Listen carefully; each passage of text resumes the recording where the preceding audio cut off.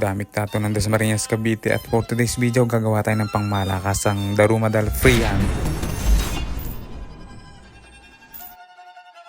Bali, pangatlong session na pala namin ni client. Ito na yung pupuno ng wraparound na binti ng client natin. Sa magkabila ang binti ni client is meron siyang geisha at saka samurai warrior. At ang gusto ni client na idagdag namin sa kanya is Darumadal. Bali, ang kulay niya is wash lang para tumerno siya dun sa mga naunang tattoo ni client. Palagay din pala si client ng kanji sa may bandang baba. Meron kasi siyang konting space kaya pinalagyan niya. At siya makikita niya pang malakas ang Darumadal na ginawa ni Insan. Tsaka nilagyan din ng kanji sa baba.